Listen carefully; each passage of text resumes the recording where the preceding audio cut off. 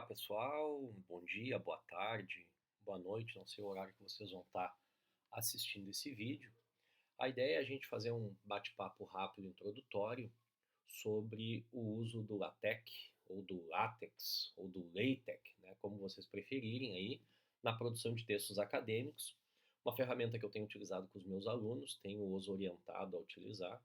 Acho que é um custo de entrada inicial, vocês vão entender por que logo em seguida, mas é um custo de entrada inicial que ele acaba, né, compensando no fim do trabalho, quando você vai ter aquele tempo lá, uma semana, 10 dias para encaminhar para alguém fazer toda a formatação na BNT, a gestão de referências. Então tem uma série de questões aí que o LaTeX nos ajuda, né? Tanto na construção dos nossos TCCs, nas nossas dissertações, nas nossas teses, como também, né, na produção de artigos científicos, já que a boa parte das revistas possui uma, uma classe de documentos, geralmente, que ela fornece, com um modelo de como deve ser formatado o documento em LaTeX. Você precisa só transpor o texto para esta versão, atualizar as informações de classe de documento para obter esta formatação, fazer os ajustes mínimos que serão eventualmente necessários e então, né, fazer essa submissão para um novo journal. Então isso facilita bastante esse processo. A ideia é a gente começar então, né, visitando um pouco esse material, tá? Que era uma disciplina de tópicos especiais do PPG de Ciências Contábeis, tá? Ofertado conjuntamente com o PPG de Engenharia de Produção e Sistemas, que dá justamente essa orientação. A gente vai acompanhar um pouco esse material.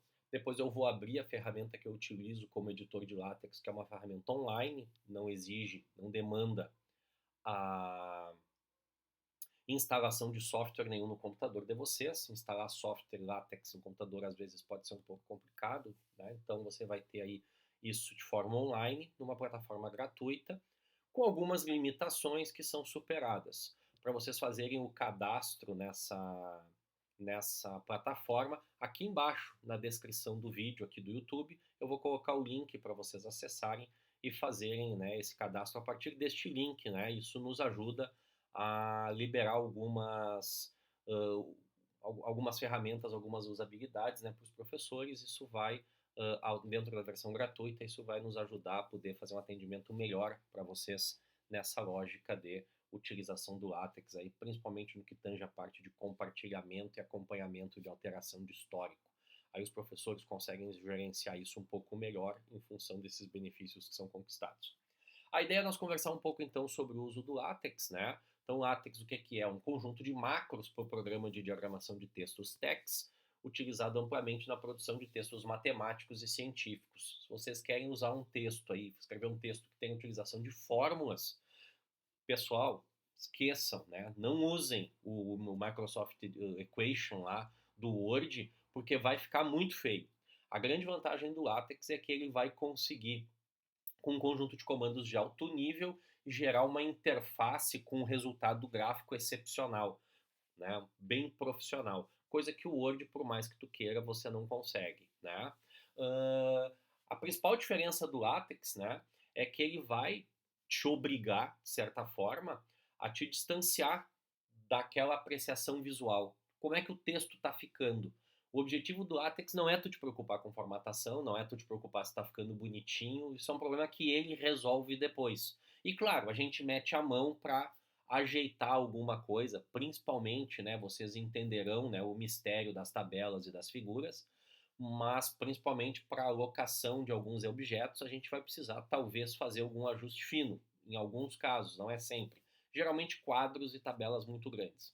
O LaTeX vai te focar na produção do texto, porque tu vai estar escrevendo como se estivesse escrevendo num bloco de notas, e por isso os arquivos de LaTeX são extremamente leves, né, em termos de tamanho de arquivo, fazendo com que você não precise se preocupar, corromper o arquivo, né? Quantas vezes nós já ouvimos falar, meu arquivo do Word corrompeu quando eu mandei por e-mail porque ele era muito grande, o Word é super pesado e o próprio arquivo acaba tendo assim, né, tendo inflado o seu tamanho. No LaTeX essas coisas não acontecem. Tu está lidando em última análise com um TXT que tu vai abrir em qualquer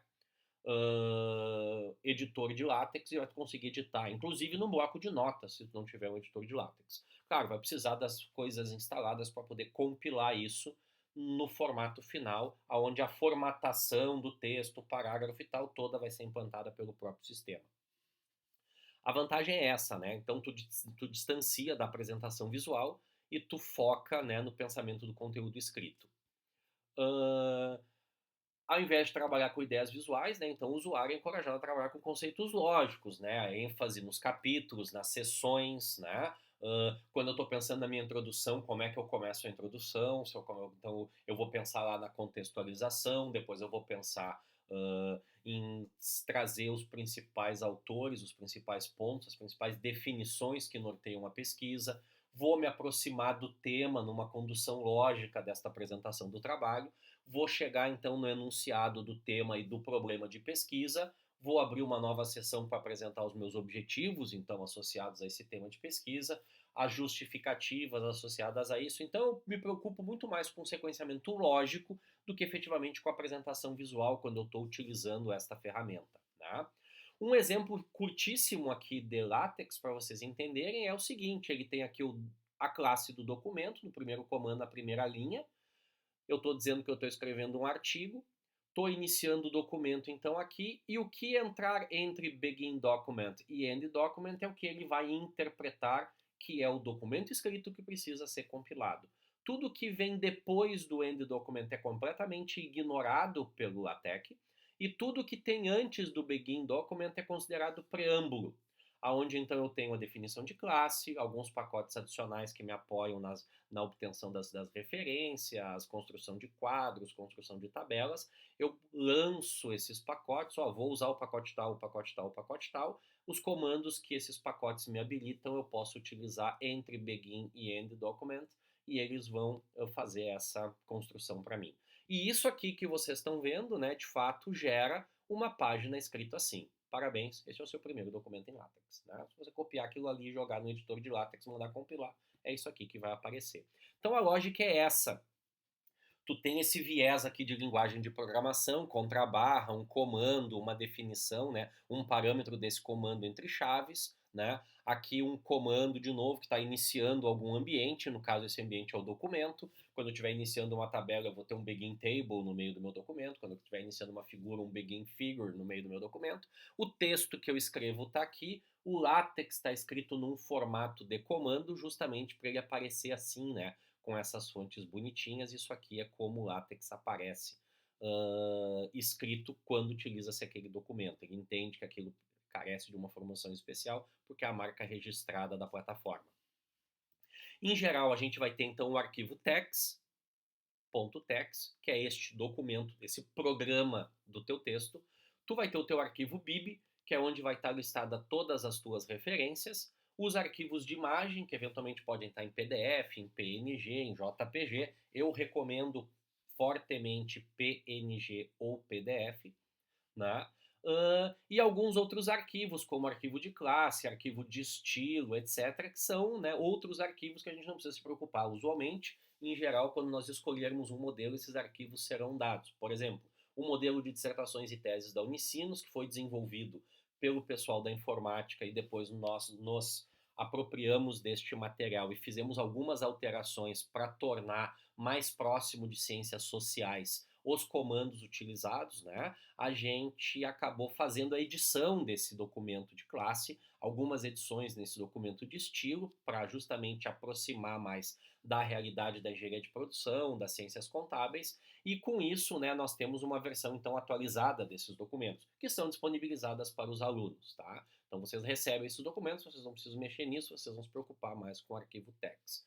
Quando mandamos executar o arquivo tex, ou seja, quando compilamos, né, uma série de arquivos, né, são criados e o nosso primeiro documento do tex, né, esse conjunto de arquivos foi gerado. Então a gente consegue ver, né, que aquele teste.tex, que é o documento article begin document que nós acabamos de mostrar no slide anterior, na verdade ele gera o PDF, que é a versão compilada, que eu coloquei no slide seguinte, e mais alguns arquivos temporários ou auxiliares, onde ele está lendo se tem referência, se tem a referência, então ele lê a lista de referências, ele posiciona essas referências na posição adequada, ordena de acordo com os critérios de ordenação, define pelo estilo se é para colocar na forma da ABNT ou como alguns journals pedem, né, apenas o número entre colchetes ou o número, né, sobrescrito, e constrói a lista de referências em ordem alfabética ou na ordem que elas aparecem no texto, tudo de forma automatizada.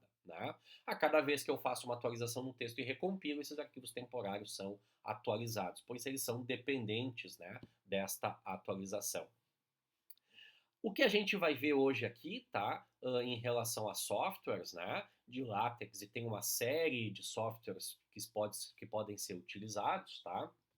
Por exemplo, o MikTeX para Windows, o MacTeX para macOS, TextLive, que é multiplataforma, incluindo Linux, Unix, né, essas plataformas mais hard, digamos assim, né? Tá aí, né, os exemplos com os endereços das páginas, né? Vocês podem pausar o texto e olhar. Mas eu particularmente gostava muito do TextMaker, este aqui que está aparecendo, e agora eu tenho usado direto o Overleaf, tá? Chamava ShareLaTeX até pouco tempo atrás, essa empresa adquiriu, e o Overleaf, então, é um dos editores que mais me agrada por ele ser totalmente online. A única coisa que tu precisa é ter acesso à internet. E aí tu vai fazer um cadastro, né? Aí que eu disse, o link para esse cadastro está aqui embaixo na descrição do vídeo.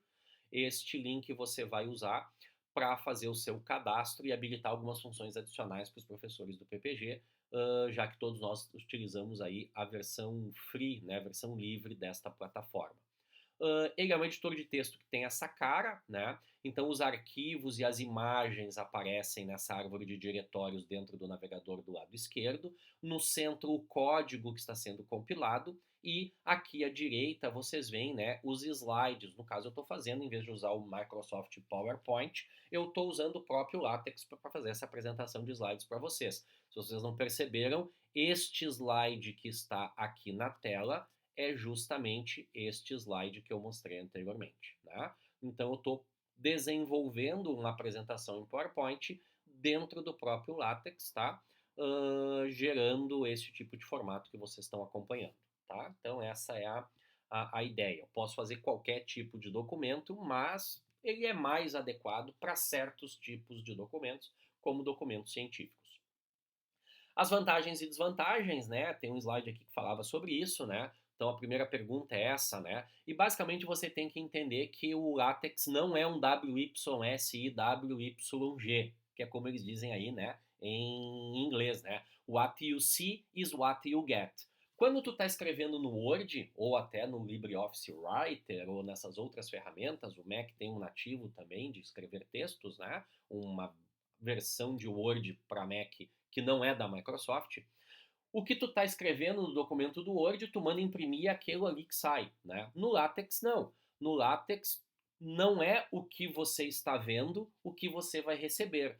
Você está vendo esse conjunto de comandos aqui, que é aonde você está trabalhando, é o teu ambiente de trabalho, é esta programação do texto, e quando você mandar compilar, o que você vai receber é um arquivo PDF com o teu texto, com todas as formatações bonitinhas. Isso aqui é o que tu vê quando tu faz no Word.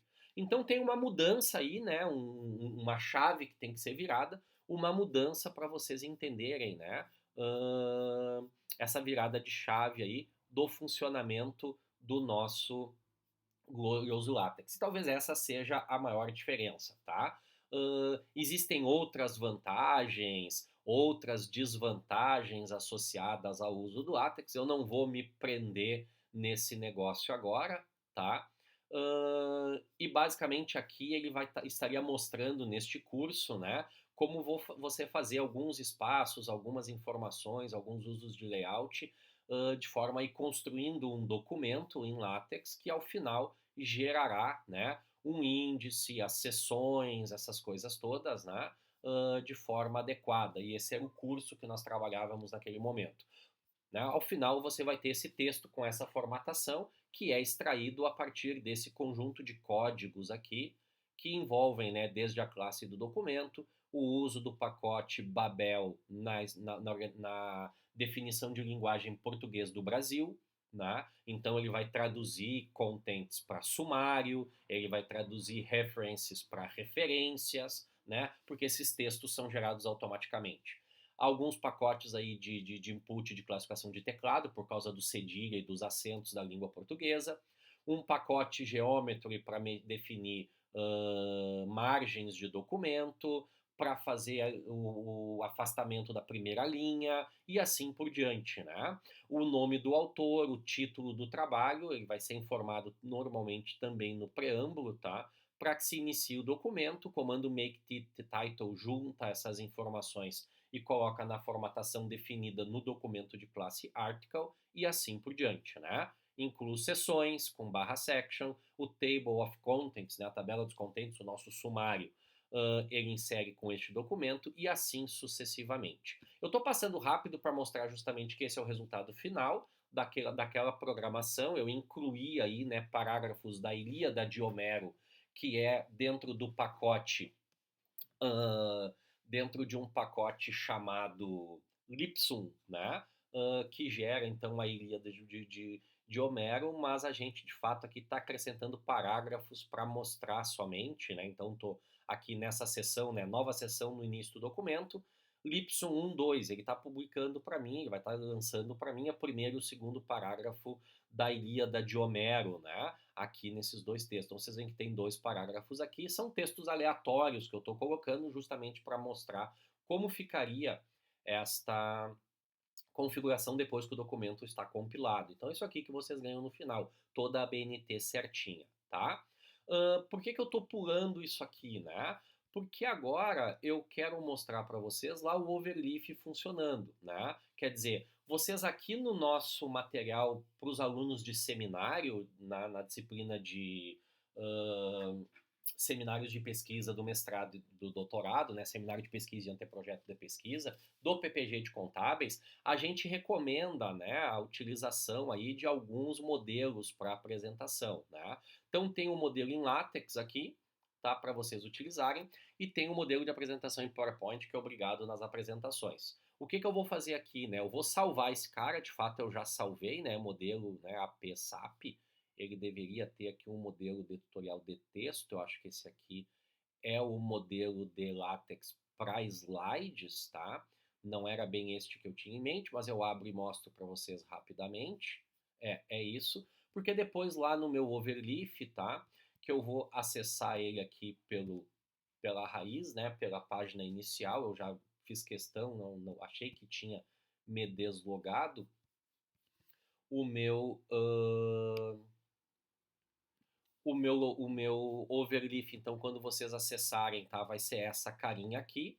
Ele pede para vocês se registrarem, né? Então, get start now, coloca um e-mail aí, uma senha e clique em registrar. Faça isso no endereço que eu estou disponibilizando aqui embaixo nesse vídeo. Eu já vou entrar no login direto e basicamente a gente vai encontrar estas informações. Eu tenho um monte aqui, tá? Eu tenho um monte aqui de trabalhos. Vocês vão encontrar isso aqui em branco. Vocês vão clicar aqui no novo projeto. Um projeto em branco? Não. Upload um projeto. E aí vocês vão pegar aquele zip que fizeram download lá do nosso lá do nosso Moodle da disciplina de seminário para os alunos de contábeis que pretendem usar, né? Vamos localizar aqui onde é que ele foi parar aquele material. Era para ele ter salvo aqui, né? Pelo visto ele não salvou. Onde é que está esse zip aqui? Esse zip foi removido, então vamos acessar lá de novo, só para a gente poder fazer o download novamente daquele material. Eu tinha feito antes, imaginei que tinha deixado salvo, então agora sim está salvo ali. Eu vou acessar direto o Overleaf, agora como eu loguei, possivelmente ele já vai entrar direto na minha lista de projetos, e vou pedir por um upload de projeto, tá? Aí sim, vou selecionar este arquivo zip, vou arrastar ali para dentro, e ele vai carregar diretamente esse modelo para mim, tá? Ele está carregando justamente o modelo correto. Esse é um documento de classe, tá? Unicinos monografia. Percebam que automaticamente ele leu esse arquivo principal e ele já gerou aqui, né, esse modelo de LaTeX que a gente utilizou para esta disciplina aqui de seminário de pesquisa. Depois eu vou mostrar para vocês um outro modelo que eu posso estar disponibilizando. Vocês me mandem um e-mail aí, me solicitem, eu faço o zip e encaminho para vocês, um pouco mais completo do que isso, tá? Então ele tem aqui, na verdade, o documento de classe, né, o estilo, né, Unicinos BST aqui para o estilo de referências no formato da ABNT, de acordo com orientações da biblioteca, uma série de pacotes que ele utiliza. Eu tenho que procurar de fato aonde entra aqui a linha 34, dados gerais sobre o trabalho. Ao clicar aqui em dados gerais sobre o trabalho, né, no autor, sobrenome e o nome, eu posso substituir aqui pelo sobrenome e o nome do autor, como será feitas as referências, e esta alteração em nome e sobrenome aqui levará exatamente à alteração aqui na capa do trabalho, onde eu tenho nome e sobrenome, será escrito estas informações de autoria. Estas mesmas informações aparecem na folha de rosto, né? E aparecem eventualmente em outros pontos do trabalho quando solicitados. A mesma forma o título do trabalho, né? Então ele preenche essa folha. Percebam que ele tem aqui, né, no cabeçalho Universidade do Vale do Rio dos Sinos, Unicinos, Unidade Acadêmica de Pesquisa e Pós-Graduação, Programa de Pós-Graduação em Ciências Contábeis, nível mestrado. Mas, professor, eu sou seu aluno na engenharia de produção. Tem problema. Aqui onde está o curso, na linha 43, tu altera. Programa de pós-graduação em engenharia de produção e sistemas. Não, professor, mas eu sou seu aluno na graduação. Opa, aqui na unidade. Unidade acadêmica de graduação, curso, engenharia de produção, ciências contábeis, administração, engenharia elétrica, coloca ali o teu curso. O nível pode ser mestrado, doutorado ou graduação, escreve aqui alterando essa palavra, e ao alterar estas informações e mandar recompilar o arquivo, ele automaticamente fará estas alterações no documento principal. Então vamos pensar aqui, né? Da Silva João é o nome do aluno, o título do trabalho é A Minha Tese de Doutorado, subtítulo Uma Aventura na Pós-Graduação. O orientador aqui, o sobrenome é Korzenoves, que sou eu, o nome é André Luiz. Se eu tenho um co-orientador, eu tiro esta chave antes, né? Então eu vou colocar aqui em homenagem, né, o professor Carvalho, né, o Alexandro, por exemplo, né, Alexandro. Unidade Acadêmica de Pesquisa e Pós-Graduação, programa de pós-graduação, vamos mudar aqui para Engenharia de Produção, então, para vocês visualizarem, né, Engenharia de Produção e Sistemas. Este P aqui é maiúsculo para ficar bonitinho. O nível é doutorado, como eu mostrei para vocês. Eu vou recompilar aqui e ao recompilar, percebam, ele mudou aqui, né? Programa de pós-graduação em Engenharia de Produção e Sistemas, nível doutorado, João da Silva. A minha tese de doutorado, Uma Aventura na Pós-Graduação, né? Aqui na folha de rosto ele colocou o nome do orientador e o nome do co-orientador, né? A data ainda está 2020, nós já estamos em 2022, se não for Porto Alegre é São Leopoldo, e a natureza deste trabalho, no caso da disciplina de seminários, é um anteprojeto, apresentado como requisito parcial à aprovação da disciplina de seminário.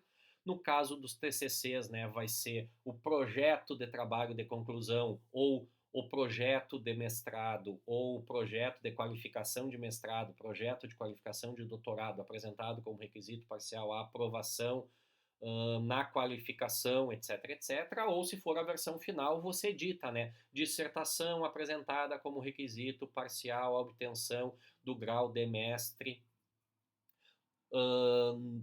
no programa de pós-graduação, parará, parará, parará. Então você descreve aqui a natureza conforme isso.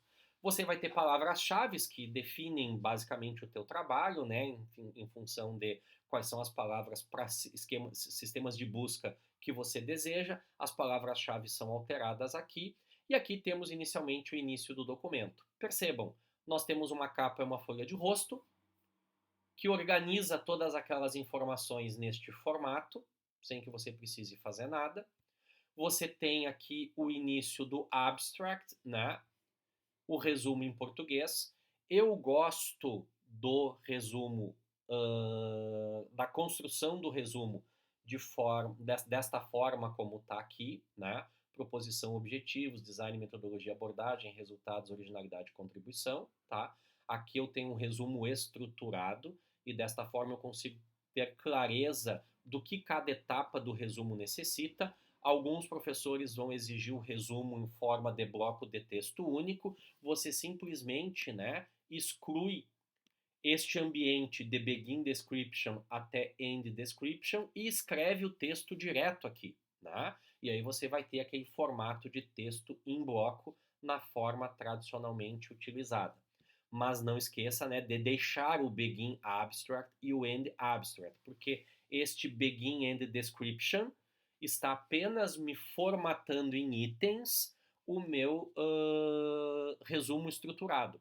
E de fato o que eu quero é o meu abstract, então esse eu não vou excluir.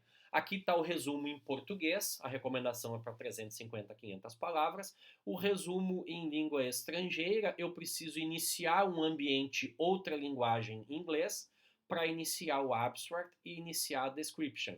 Então percebam que na versão em português, que é a primeira que aparece, ele entende o quê?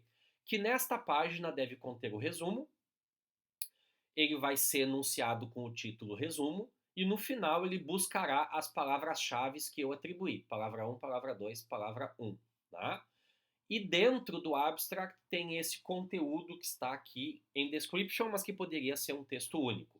Como é que ele constrói isso para mim? Ele coloca a palavra resumo, coloca o que está dentro do resumo, o meu description, né, o meu resumo estruturado, e ao final ele dá um espaço e coloca as palavras-chave que eu enumerei antes. Quando eu vou para o meu resumo em língua estrangeira, que eu estou dizendo que é língua estrangeira, olha como ele é espertinho. Ele já traduz resumo para abstract e ele já traduz palavras-chave para keywords. Eu não informei nada disso aqui. As keywords eu informei aqui no início, word 1 e word 2.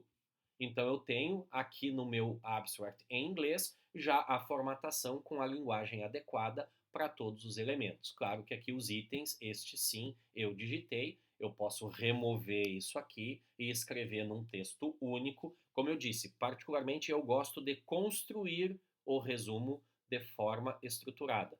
Depois, inclusive, eu normalmente removo estas opções, mas eu garanto aqui que tudo aquilo que precisa conter no resumo está no resumo, construindo ele desta forma. A sequência do meu documento vai ter o sumário, que vai fazer a leitura automática de todos os chapters, né, de todos os capítulos e de todas as seções do meu documento.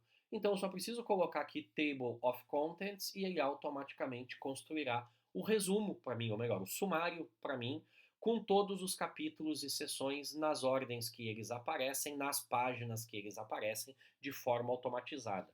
Lembra aqueles arquivos auxiliares? Ao compilar o documento, ele vai ler todo o documento, vai ir gravando um arquivo auxiliar para o sumário, aonde ele está lendo todas as vezes no documento em que aparece isso, e aí ele cria esta página e atualiza todas essas informações de páginas, porque ele está incluindo uma página nova no documento. Então ele inclui isto e faz toda a releitura, até que ele compile, ele faz a leitura deste arquivo text algumas vezes para ele poder fechar o sumário, fechar as referências, ver a necessidade de abstract e coisas assim. Então aqui eu tenho, né, o capítulo de introdução e aí sim, eu vou escrever aqui. Aqui eu escrevo como se eu estivesse escrevendo no Word. Contextualização do tema de pesquisa e do problema, fatos e dados acerca da problemática. Eu vou ter a minha definição do problema. Meu problema é aprender o LaTeX. Na minha seção objetivos, o meu objetivo é conseguir ser aprovado em seminários, com um trabalho bonitinho. O LaTeX vai ajudar isso, né? Então esse é o objetivo geral, desculpa, estaria dentro desta subseção aqui, né? E eu tenho ainda os objetivos específicos, que usualmente nós usamos eles em formato de itens, tá? Então percebam, nada disso está escrito aqui na definição do problema, dos objetivos e tal, apenas as informações que estavam. Ao recompilar, ele vai pegar esses textos que eu escrevi, o meu objetivo é conseguir ser aprovado em seminários, com um trabalho bonitinho, para obtenção de resposta perante a questão abordada. Não, né? O meu problema é aprender o LaTeX. Ele vai acrescentar os textos aqui, respeitando fonte, formato, etc., de acordo com o documento. Tá? Então, aqui basicamente vira preencher, né? Justificativa do estudo, né? Elementos a respeito da contribuição, da relevância, da oportunidade, da acessibilidade, delimitação do estudo, revisão de literatura, metodologia e assim por diante. Este aqui é o nosso elemento-chave para a disciplina de seminários, tá? Para as dissertações, teses e TCCs, eu uso um documento que fica um pouco mais organizado, na minha opinião. Não que este não esteja organizado, porque ele tem esses elementos aqui de separação.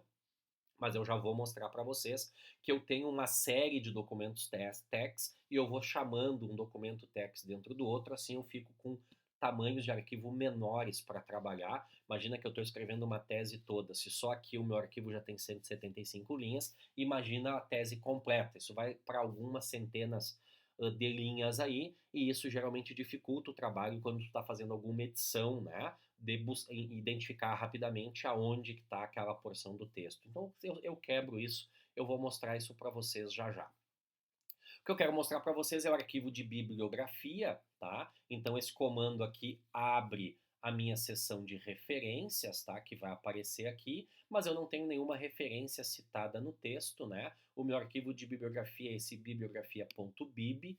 Eu tenho algumas referências aqui de exemplo que estão nesse formato, né? Que é um chamado formato bib. Então eu tenho aqui o @article, a chave que eu vou usar para chamar o artigo e os elementos que eu preciso para referência. O título, os autores, o journal, o volume, o número, as páginas, o ano e quem publicou esse negócio. Isso aqui vocês vão ter aí um conjunto enorme, tá? De formas e de tipos de documentos, tá? Livros, artigos, arquivo em congresso, capítulo dentro de livro. A internet é vasta de documentação. A pedidos eu posso disponibilizar para vocês links que apresentam estes modelos. Basicamente, usar as referências, por exemplo, esse texto aqui da Eloir Trindade Vasques Vieira e do Luiz Carlos Vinhas Ítavo e do José Aparecido Moura Aranha, são 3 autores, esse Vieira 2016 Biological, ele é muito simples. Eu vou entrar aqui, por exemplo, dentro do meu referencial teórico, tá? Do mais antigo para o mais novo, dentro da seção 1, né? Para citar um texto, você deve utilizar o comando _cite. E com o comando _cite, ao iniciar ele, né, ele automaticamente vai me dizer quais são as referências que estão disponíveis lá no meu arquivo, tá? Então lá no meu arquivo eu tenho um Vieira qualquer coisa, né, Biological, né, Vieira 2016 Biological. Eu vou citar esse cara, deixa eu ajustar aqui, ponto.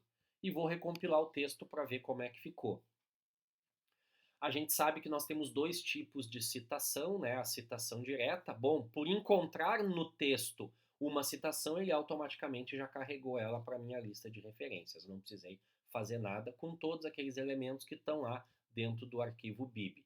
Mas aqui no texto, tá? Onde a gente tem aqui a seção, eu escrevi _cite e coloquei aquela chave. Ele automaticamente colocou, né, todos os nomes em maiúsculo com um ano entre parênteses. Esse é aquele tipo de citação no final de parágrafo, onde eu trago no corpo do texto as ideias dos autores e ele faz a citação no final do parágrafo, né? Estes autores são responsáveis por aquele conjunto de ideias. Eu poderia ter feito isso diferente. Eu poderia ter feito assim, né? De acordo com _cite online, se eu não me engano, tá? Ou cite texto. Eu acho que é cite texto aqui. Vieira 1997 eficiência, vou pegar um outro texto, tá? Eu cito referências também desta forma. É evidente que o Vieira, esse aí, não disse esse negócio aqui, né? Mas eu só estou fazendo o exemplo para vocês entenderem as duas formas de citação e como eu as uso dentro do LaTeX. Então, recompilando, vocês vão ver que ele vai trazer agora, né? De acordo com Vieira, 1997, eu cito referências também desta forma, no corpo do texto e não no fim do parágrafo, com o comando cite texto, tá? Percebam que eu deixei uma linha em branco aqui. Esta linha em branco, tá? No LaTeX, ela significa, olha, eu quero aqui um novo parágrafo. Então aqui, né, eu posso deixar tantas linhas em branco quanto eu quiser, que não fará diferença nenhuma. Ele vai entender que aqui eu tenho um parágrafo, uma linha em branco ou mais, e aqui eu tenho um novo parágrafo. Se eu quiser que o meu texto não tenha parágrafo, seja assim, né, um texto único, né, num parágrafo único, eu coloco eles na mesma linha, é uma alternativa. Então percebam que o de acordo está começando agora lá naquele lado. Ou ainda, eu posso organizar o texto para colocar cada frase numa única linha. Então, na linha 137 eu tenho a primeira frase do parágrafo, na linha 138 eu tenho a segunda frase do parágrafo. O que está acontecendo aqui? Ele não está abrindo um novo parágrafo justamente porque ele entendeu que não há linha em branco entre estas duas frases, logo elas pertencem ao mesmo parágrafo. É uma forma de organização visual do texto, tá? Você deixa uma linha em branco, ele entende que você tem um novo parágrafo, você pode colocar todas as frases do parágrafo numa mesma linha de código, ou você pode colocar cada frase do parágrafo em cada linha. Depende de como você se sente melhor, né? Eu gosto assim porque se eu simplesmente, né, colocar um sinal de porcentagem ali no início daquela linha, ele vai entender que aquilo torna-se um comentário e ao recompilar aquela frase será removida integralmente do texto. Ok, pessoal? Então aqui dá esse apanhado geral, né? A última coisa que eu gostaria de mostrar para vocês, e aí eu vou pegar lá o 2017, né? Deixa eu descomentar esse negócio, recompilar aqui para que ele mostre então as duas referências. Isso tem uma outra vantagem, né? Se eu removo parte do texto e tenho uma citação, eu não preciso ir lá na referência verificar se essa citação foi removida da lista de referências. E nem correr o risco de removê-la, mas ela é citada numa outra parte do texto e ela deveria permanecer, apesar de eu ter excluído aquela frase do meu texto. Não, o LaTeX automatiza esse processo, ele só trará para a linha de referências aquilo que está efetivamente sendo compilado no texto. Aqui eu tenho, né, um artigo sobre eficiência técnica hospitalar, um estudo comparativo. Eu vou dar um Ctrl C aqui para copiar o título do trabalho. Vou abrir aqui uma janela, né? Vou acessar o Scholar do Google, né? E vou buscar este artigo pelo título: Eficiência Técnica Hospitalar, um estudo comparativo. Ao fazer isso, ele me trouxe então o artigo de Vieira, Revista Portuguesa da Saúde Pública, 1997, aqui está ele, né? Vieira, Eficiência Técnica, Revista Portuguesa de Saúde Pública, 1997, é ele mesmo. Eu quero citar esse cara. Aqui no Google Scholar, tá? Eu tenho esta opção aqui de cite, né? Se eu clicar aqui, ele vai me dar vários formatos de citação: MLA, APA, Chicago, Harvard e Vancouver. E aqui embaixo, algumas referências de arquivo. Como é que eu faço isso no RefWorks, no RefMan, no EndNote e no BibTeX? Eu disse para vocês que aquilo era uma referência de BibTeX. Ao clicar no BibTeX, ele me traz aquela estrutura com o título, o autor, o journal, o volume, as páginas e o ano, que é a estrutura que eu preciso copiar e salvar lá no meu arquivo Bib. Então aqui, né, eu vou ter em algum lugar um Vieira 2017, que é justamente esse cara que eu acabei de copiar no Google, né? Eu gosto de colocar esses caras em ordem alfabética. Existem alguns softwares que auxiliam o processo, aqui está ele, né? Auxiliam o processo deste ajuste, tá? De referências, desse manejo de referências. O JabRef é um deles, tá? mas depois de um tempo a gente começa a usar direto. Então tem o Vieira 97 eficiência, o título, eficiência técnica hospitalar, o autor, o journal, o volume, páginas e o ano, tá? Tá aqui exatamente o mesmo artigo com a mesma palavra-chave aqui, né, para que eu possa atualizar. Percebam que se eu colocar, né, assim, mandar compilar o meu documento, ele vai me dar um erro aqui, né? Eu tenho alguns erros, mas ele vai me dar alguns erros. O primeiro deles é que este artigo aqui eu tenho duas vezes, né? O Vieira 2016 e o Vieira 97, ele aparece duas vezes na minha lista de referências, então ele está me apontando esses erros. Eu posso vir aqui e excluir um cara desses aqui, e aí ao recompilar ele já vai limpar os erros de referências que eu tenho. Tem alguma outra coisa, né, no arquivo bibliografia bib, que está gerando aqui, né, uma outra Vieira 97 eficiência, tá? Está gerando algum erro, mas esse cara eu já excluí, então ó, ele deve sumir essa leitura aqui em algum momento, assim que eu limpar os arquivos de cache, que são justamente aqueles arquivos temporários, tá? Talvez ele possa estar existindo ainda alguma outra vez. Geralmente a gente busca corrigir, né, esses erros vermelhos. Ainda tem aí na linha 903 alguma coisa repetida. Eu tenho aqui o Vieira Eficiência na linha 903.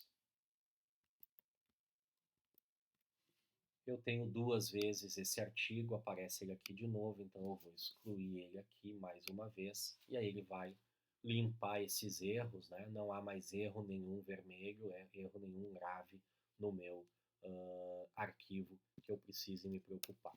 Uma outra forma de fazer isso, tá? Então eu vou deixar aqui, eu quero subir para a minha lista de projetos. A gente tem um modelo de TCC, né? Que é um arquivo esse que eu disse mais completo. O que eu tenho, né? Um arquivo principal que tem essas informações aqui de comandos e tal que eu vou usar, gráficos, mas aqui dentro eu começo a ter alguns inputs. Por exemplo, eu tenho aqui um input 4 linguagens, eu tenho aqui um input dados gerais, eu tenho aqui um input agradecimentos, input resumo, eu tenho aqui um input lista de abreviações, eu tenho aqui o input do capítulo de introdução. O que eu fiz? Eu escrevi o meu texto todo separado. Então, automaticamente, quando eu mexer aqui no capítulo de introdução, que eu começo com o capítulo, ele vai lá no arquivo principal, carregar o capítulo introdução aqui para dentro e vai montar ele aqui no meu documento, tá? Aqui, então, um documento bem mais completo de uma dissertação, de uma tese, de um projeto de TCC, também um modelo, mas onde eu tenho cada capítulo separado. E esse arquivo eu tenho uma série de exemplos, como é que eu boto um algoritmo, como é que eu coloco um código, como é que eu coloco uma tabela, uma equação, né? Então, equações, eu disse que elas ficam melhores que a do equation, né? Então, eu tenho gráficos gigantes para fazer o meu organograma que eu posso usar aqui. Eu tenho, e aí isso serve como modelo de exemplo. Aí, algoritmo, código, né? Com a formatação adequada, uma tabela grande, né? Uma equação grande, aí, com uma integral tripla, uma figura grande em página 3, né? Então aqui, claro, ela está um pouquinho precisando de algum ajuste, mas eu consigo fazer todas essas coisas nesses documentos, tá?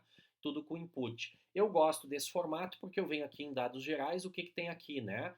Os dados do autor, do orientador, do co-orientador, a unidade acadêmica, o curso, o nível, a natureza, com alguns exemplos, o local, o ano, a ficha catalográfica que eu vou usar na biblioteca. Então, né, a partir do momento em que eu descomentar o código da biblioteca, o CIP e os dados do bibliotecário, automaticamente ele vai gerar para mim também aqui no início do documento, né, após a compilação, ele vai gerar a ficha catalográfica no formato. O que eu preciso informar? Né? O nome do bibliotecário, o registro, o CIP desse cara, né? E o código que vai ser dado lá para esse documento. Né? Então, essas coisas que eu preciso fazer. O resto dos elementos, o nome e sobrenome do autor, o título do trabalho, quantas páginas tem, quantas ilustrações tem, o ano, que tipo de documento é, qual é o local, né, da publicação, a universidade, o curso e tal, orientadores, palavras-chave, todas essas informações,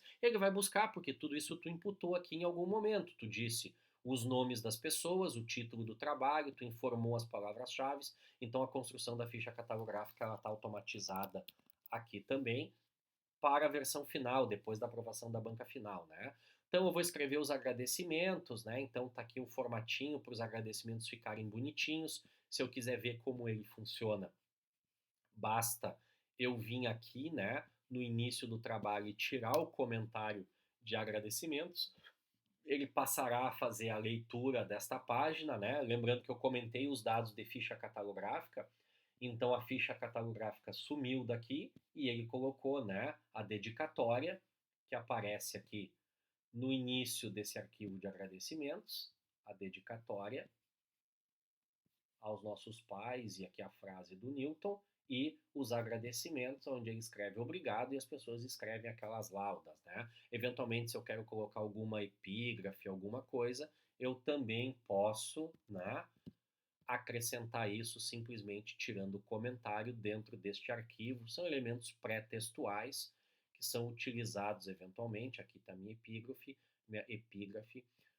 São esses elementos pré-textuais que geralmente são apontados, né, nos textos, nas versões finais dos documentos, né? Então, aqui no arquivo principal, eu ativo e desativo cada um destes caras. O pessoal de seminários não tem acesso a essas informações agora, né? Porque, enfim, não faz sentido o arquivo de seminários que está lá disponibilizado, mas para os meus alunos, então, né, escrever a introdução é simplesmente editar e começar a escrever o texto neste capítulo de introdução, o referencial teórico neste capítulo, a metodologia neste, os resultados e as considerações finais. Então tem todos os capítulos aí já apresentados, né? A bibliografia BIB está aqui também para gerar as bibliografias finais. E então aqui eu convido vocês para utilizarem essa ferramenta, penso que ela é bastante útil e certamente a gente vai ter aí uma grande facilidade, até porque sendo online eu posso compartilhar esse documento com vocês, né? Cada um crio uma cópia desse arquivo e compartilho, e vocês podem usar e eu posso fazer um acompanhamento online, né? Então, assim, preciso saber alguma coisa que você está fazendo no seu trabalho, você quer alguma correção, alguma orientação, você vai estar trabalhando diretamente no LaTeX, me sinaliza, eu entro no LaTeX porque está compartilhado comigo e já visualizo aqui, deixo comentários coloridos, marco páginas, coisas assim, no próprio texto para que a gente possa ver nessa estrutura de compartilhamento. Tá certo, pessoal? Então, né? Então, eu gostaria de agradecer vocês por terem assistido o vídeo. Espero que vocês tenham se convencido. Tornem-se usuários do LaTeX e fico à disposição aí para eventuais dúvidas na utilização da ferramenta. Acho que ela tem bastante a contribuir, principalmente, né, porque este aprendizado depois ele se torna diluído quando tu vai estar fazendo o trabalho dos artigos e tal. A gente pode fazer um outro vídeo, uma outra conversa sobre artigos, né, sobre baixar das revistas, né, os modelos de látex, importar eles para dentro do Overleaf e trabalhar diretamente com a formatação da revista. Isso usualmente facilita bastante o trabalho em função principalmente, né, da estrutura de referências, da formatação de referências que os journals apresentam. Um abraço para todos, obrigado por terem assistido o vídeo. Qualquer dúvida, estou à disposição. Meus contatos de e-mail também estão aqui embaixo na descrição do vídeo. Um abraço para vocês. Voltaremos!